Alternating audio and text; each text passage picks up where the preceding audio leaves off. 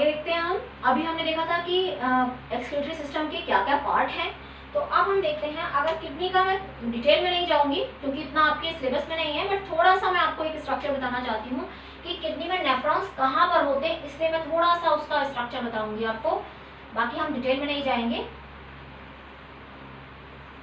ये वाला पार्ट कहलाता है हाइलम, जहाँ से यूरेटर बाहर निकल रहा है, और क्या बाहर निकलेगा, रीनल वेन बाहर निकलेगी, नर्व और रीनल आर्टरी एंटर करेगी। यहाँ पर ये वाला जो पोर्शन है ये कहलाता है पेल्विस, ठीक है। यहाँ पर जो बाहर वाला पोर्शन है किडनी का वो कहलाता है कॉर्टेक्स, और अंदर वाला यहाँ पर क्या होता है, बेसिकली यहाँ पर पिरामिड्स प्रेजेंट होते हैं इस तरह से।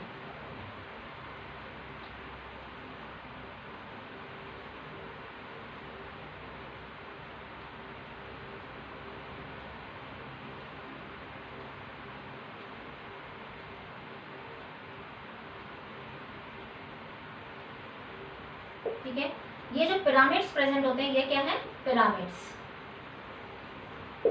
इन पिरामिड्स के अंदर क्या प्रेजेंट होते हैं, नेफ्रॉन्स।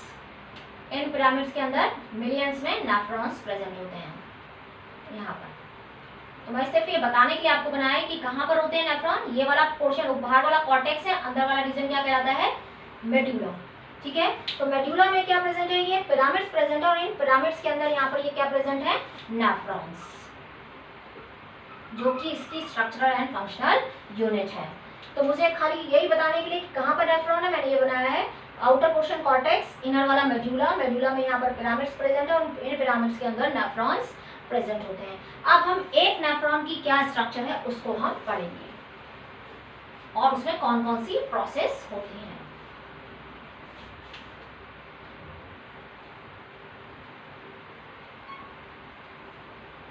मैं आपके सामने ही डायग्राम बना रही हूँ क्योंकि बच्चों को इसको बनाने में थोड़ी सी प्रॉब्लम होती है कि कैसे बनाएंगे, बड़ा डिफिकल्ट है। मैं आपको इजीली थोड़ा सा बता रही हूँ कि कैसे बनाना है।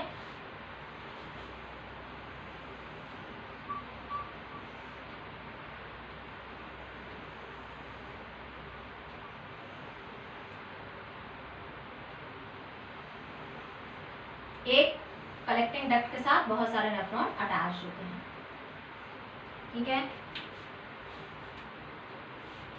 ये है एक नेफ्रॉन। अभी क्या बना है देखो, यहाँ से अफरेंट आर्ट्रियोल की हमने बात की थी। ये अफरेंट आर्ट्रियोल क्या है, मैं पहले इसको, ये एक आपको कप शेप स्ट्रक्चर दिख रही है, ये एक नेफ्रॉन है। ये जो कप शेप स्ट्रक्चर है इसको बोलते हैं बोमेंस कैप्सूल, बोमेंस कैप्सूल, ठीक है। अब ये जो आ रही है आर्टरी, हमने क्या बोला था, हम पढ़ चुके हैं इसमें रीनल आर्टरी। रीनल आर्टरी यानी आर्टरी कोई भी होगी उसको फर्दर डिवाइड करेंगे तो क्या बनेगा, आर्ट्रियोल, और आर्ट्रियोल को करेंगे तो कैपिलरीज। तो यहाँ पर रीनल आर्टरी जो थी, रीनल आर्टरी आई थी ना, रीनल आर्टरी का फर्दर डिवीजन हो जाए तो क्या बन जाएगा, ये आर्ट्रियोल। तो यहाँ पर जो लेकर आ रही है उसको हम बोलते हैं इफरेंट आर्ट्रियोल, आर्ट्रियोल, और ये जो लेकर जा रही है इसको बोलते हैं इफरेंट, इफरेंट आर्ट्रियोल,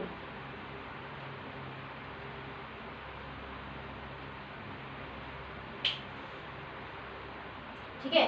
तो लेकर आ रही है यानी ब्लड जो लेकर आ रही है, उस ब्लड के अंदर हार्मफुल सब्सटेंसेस भी हैं और यूजफुल सब्सटेंसेस भी हैं। तो ये जो अफरेंट आर्ट्रियोल है ये लेकर आ रही है यहाँ से ब्लड, और यहाँ पर आकर ये कैपिलरी नेटवर्क बन जाता है। ये जो कैपिलरी नेटवर्क है इसको बोलते हैं ग्लोमेरुलस।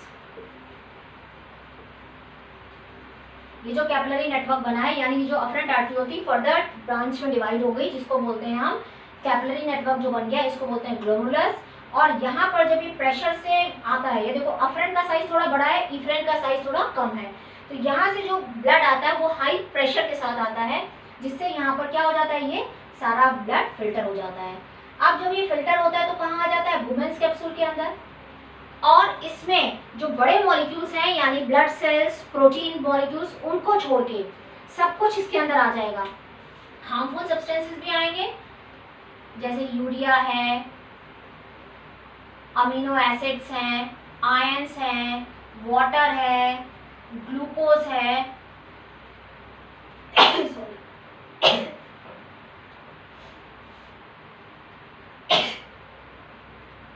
ये सारा कुछ बोमेंस कैप्सूल में आ जाता है। और ये बोमेंस कैप्सूल में पहुंच गया। अब ये क्या क्या है, ये पार्ट तो हमने देख ली है। तो ये वाला थोड़ा सा देखो ऐसे कॉइल पोर्शन है, इसको बोलते हैं हम पीसीटी। पीसीटी, पी मतलब प्रॉक्सिमल, प्रॉक्सिमल, सी मतलब मुड़ा हुआ है ना बहुत सारा, convoluted, convoluted, proximal convoluted tubule. ठीक है। पीसीटी प्रॉक्सिमल, प्रॉक्सिमल मतलब पास वाला, ऐसे याद रखो। पीसीटी प्रॉक्सिमल यानी पास वाला, और ये वाला क्या हो जाएगा फिर डीसीटी यानी दूर वाला, डिस्टल, डिस्टल कन्वोल्यूटेड ट्यूब्यूल यानी दूर वाला। और ये है कलेक्टिंग डक्ट, जिसमें बहुत सारे नेफ्रॉन जुड़े होते हैं। एक नेफ्रॉन यहाँ जुड़ा है, एक नेफ्रॉन यहाँ जुड़ा है, बहुत सारे नेफ्रॉन जुड़े होते हैं। और ये कहलाता है, ये जो हेयर पिन की तरह है, ये कहलाता है हैंडलेस लूप।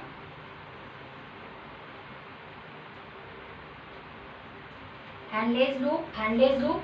अब देखो, अब ये जो फिल्ट्रेट आया था, अभी हम इसको क्या बोलेंगे, यहाँ पर ये बहुत प्रेशर के साथ होता है और ये फिल्टर हो जाता है। तो ये प्रोसेस क्या कहलाती है, अल्ट्रा फिल्ट्रेशन।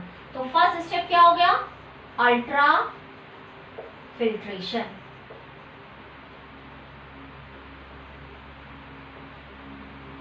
फर्स्ट स्टेप हो गया अल्ट्रा फिल्ट्रेशन। ठीक है।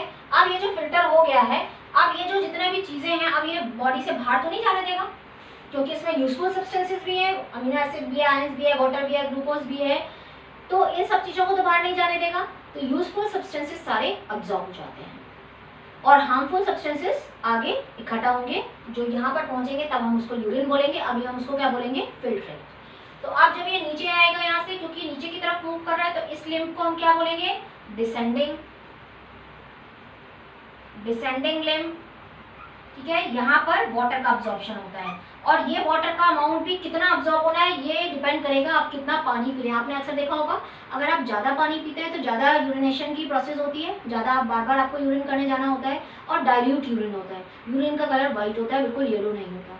पर अगर आप पानी कम पिएंगे तो बॉडी को तो वाटर चाहिए, तो वो वाटर को अब्जॉर्ब कर लेगा, तो कंसनट्रेटेड यूरिन होगा। यूरिन का कलर बिल्कुल येलो होगा और बहुत कंसनट्रेटेड होगा और कम अमाउंट में यूरिन पास आउट होगा।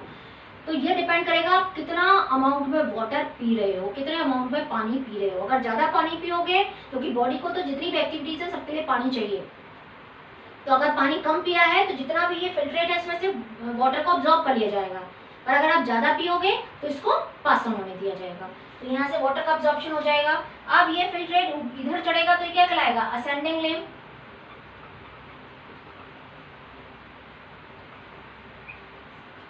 Ascending lymph. ठीक है। ये आयंस के लिए, सोडियम क्लोरीन आयन के लिए जो है, सोडियम और क्लोरीन आयन के लिए जो है वो परमिट करता है उसको अब्जॉर्ब होने के लिए। उसके बाद डीसीटी से कुछ चीज़ें अब्जॉर्ब हो जाती है, वाटर का अब्जॉर्प्शन होता है अगर चाहिए होता है बॉडी में। तो उसके बाद जब वो यहाँ पहुँच जाता है तब हम उसको बोलते हैं यूरिन। अभी तक हम उसको क्या बोल रहे थे, फिल्ट्रेट। तो अब्जॉर्प्शन हुआ यूजफुल सब्सटेंसेस का, तो वो क्या कहलाया, सेलेक्टिव रीअब्जॉर्प्शन। ठीक है। अब एक और स्टेप होता है इसमें, सिक्रीशन। सिक्रीशन क्या, अच्छा हाँ, अब कौन लेगा, कौन अब्सॉर्ब करेगा, अभी ये तो पता नहीं चला कि किसने अब्सॉर्ब किया है। तो ये जो एफरेंट आर्टरियोल थी, ये इसके ऊपर पूरा एक कैपिलरी नेटवर्क बनाती है, यही तो रीअब्सॉर्ब करेगी। रीअब्सॉर्ब होगा कहाँ, ये पूरा इसके ऊपर एक कैपिलरी नेटवर्क बना लेती है।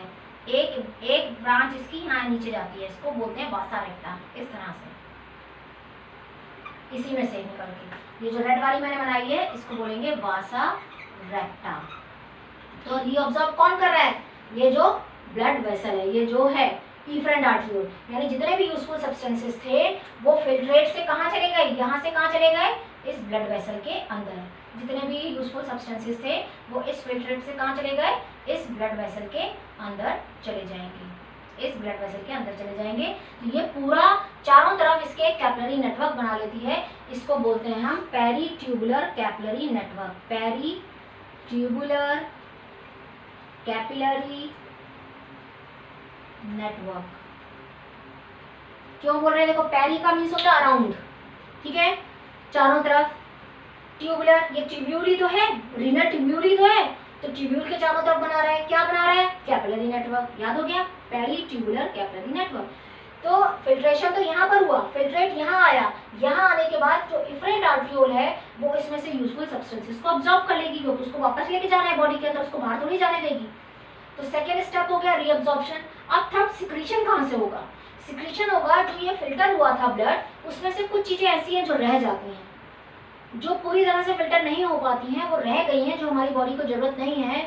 कुछ ड्रग्स हैं, कुछ आयंस हैं, क्योंकि आयनिक बैलेंस मेंटेन करना है, तो जितनी जरूरत है उसको रखेंगे, बाकी को भेज देंगे बाहर। तो वो चीज यानी यहाँ से जो ब्लड वेसल है इससे कहाँ जाएगी? इस फिल्ट्रेट के अंदर, ब्लड वेसल से फिल्ट्रेट के अंदर यानी ट्यूब्यूल के अंदर। तो इसको हम क्या बोलेंगे? सिक्रीशन। उल्टा हो रहा है, देखो रीअब्जॉर्प्शन में ट्यूब्यूल से ब्लड वेसल अब्सॉर्ब कर रही है, और सिक्रीशन में ब्लड वेसल से वापस कहाँ जा रहा है? ट्यूब्यूल में। दोनों में डिफरेंस समझ में आया? अल्ट्राफिल्ट्रेशन तो यहाँ पर हो गया, प्रेशर के साथ फिल्टर हो गया। अब रीअब्जॉर्प्शन में यूजफुल सब्सटेंसेस किसने रीअब्सॉर्ब कर लिए? ये जो पेरिट्यूबुलर कैपिलरी नेटवर्क है यहाँ पर अब्सॉर्ब हो गए। अब जो हार्मफुल सब्सटेंसेस बच गए या जिनकी जरूरत नहीं है, उनको ब्लड वेसल ने वापस किसमें डाल दिया? इस ट्यूब्यूल में डाल दिया, जो एज ए यूरिन यहाँ पे चला जाएगा। जब यहाँ चला जाएगा, जिसको बॉडी से बाहर निकाल दिया जाएगा, तो वो प्रोसेस कहलाती है सिक्रीशन।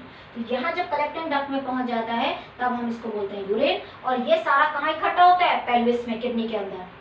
पेल्विस वाला जो रीजन बनाया था मैंने, ये वाला जो रीजन है यहाँ, क्योंकि नेफ्रॉन्स तो यहाँ थे ना, यहाँ इकट्ठा हो जाएगा यूरिन। यहाँ से यूरेटर उसको कहाँ ले जाएगा? यूरिनरी ब्लैडर के अंदर, और यूरेथ्रा से उसको बाहर निकाल दिया जाएगा। ये सारे नेफ्रॉन, थोड़ा थोड़ा अमाउंट में हर एक नेफ्रॉन काम करता है, और सारे नेफ्रॉन का जो इकट्ठा बनता है यूरिन, वो यहाँ इकट्ठा होता है, और यहाँ से यूरेटर से यूरिनरी ब्लैडर में जाके स्टोर हो जाता है, जिसको टाइमली पास आउट कर दिया जाता है। तो आपको समझ में आया ये क्या है? ये इसलिए मैंने बाद में बनाई है ताकि आपको इजी लगे। आप बस इसको इफरेंट आर्ट्रियोल को लीजिए, इसके चारों तरफ इसको पूरा घुमा दीजिए, और एक जो ब्रांच है उसकी वो नीचे ले आइए, इससे जोड़ दीजिए, और इस ब्रांच का नाम रख दीजिए वासा रेक्टा। इसका नाम क्या है? वासा रेक्टा। बाकी इसको इसके ऊपर चारों तरफ घुमा दीजिए, बनाने में कोई दिक्कत नहीं होनी चाहिए। ये पूरा इसके ऊपर एक लूप बना लेती है, इसलिए मैंने पहले वो वाली स्ट्रक्चर बनाई ताकि आपको इजीली आप बना सको। उसके बाद आप इसको पूरा इसके ऊपर कवर कर दीजिए, क्योंकि ये इसके ऊपर पूरा कवर रहती है, क्योंकि इसको अब्जॉर्ब करना होता है। कहीं से वाटर का अब्जॉर्प्शन होता है, कहीं से आयरन का अब्जॉर्प्शन होता है। इतना डिटेल में आपको नहीं है, इसलिए मैं नहीं बता रही। तो कहीं पर कोई चीज़ अब्जॉर्ब होती है, कोई चीज़ अब्जॉर्ब होती है, तो इसलिए ये चारों तरफ उसके एक नेटवर्क बनाती है, जहाँ से जो चीज़ अब्जॉर्ब करनी होती है, क्योंकि इसको ऑस्मोटिक जो है कंसंट्रेशन उसको मेंटेन रखना है। ठीक है, तो ये समझ में आ गया यूरिन फॉर्मेशन कैसे होता है। तो thank you, thanks for watching.